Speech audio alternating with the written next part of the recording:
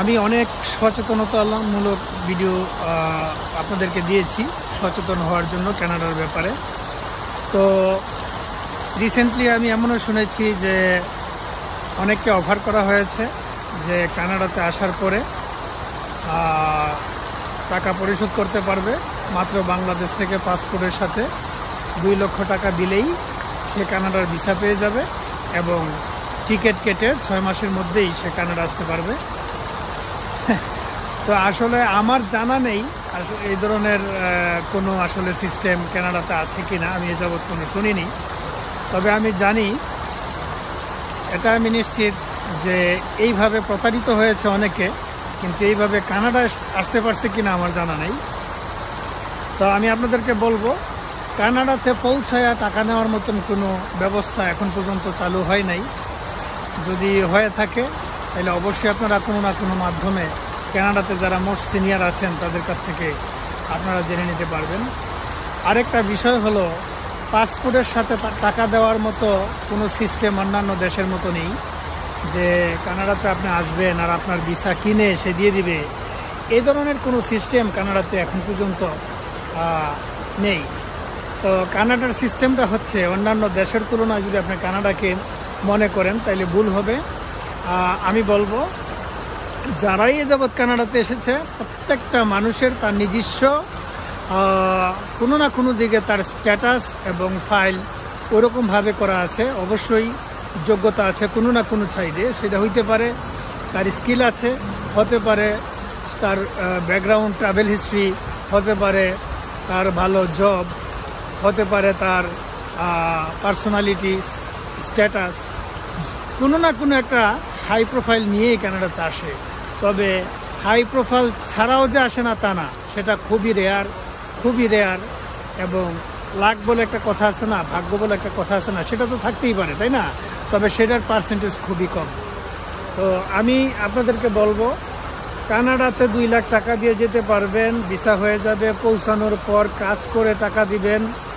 Never ever, কখনোই এটা সম্ভব নয়। এ ধরনের ফাঁদে পা দেবেন না, এটা নাম্বার 1 ফাঁদ। এ ধরনের ফাঁদে কখনোই পা দিবেন না, এটা সম্পূর্ণ মিথ্যা এবং প্রতারিত হওয়ার জন্য বড় একটা ফাঁদ, যেটা আপনি বিশ্বাস করলে সর্বশান্ত হয়ে যেতে পারেন।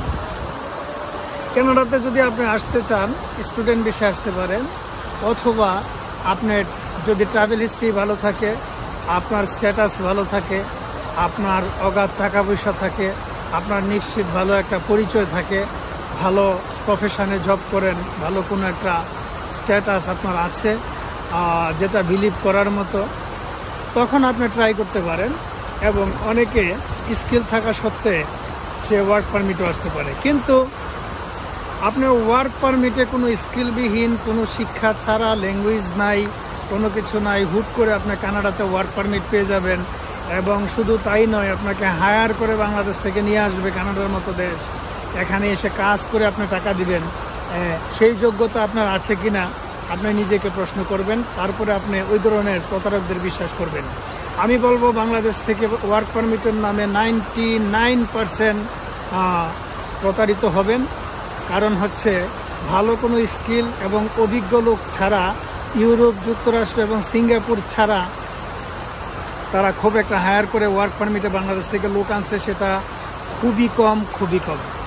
তো রিকোয়েস্ট থাকবে, এ ধরনের ফাঁদে, আমি যে অভিজ্ঞতাটা আপনাদেরকে শেয়ার করলাম, এটা আমারই এলাকার রিলেটিভদের কথা শেয়ার করলাম, যারা প্রতিনিয়ত বলে থাকে যে আমাদেরকে এইভাবে অফার করতেছে, বা বন্ধুবান্ধব বলে যে ধরনের আছে, যেটা ইচ্ছা করলে সে আইসা টাকা দিতে পারবে, এইভাবে তাকে কানাডা আনার প্রলোভন দেখাচ্ছে।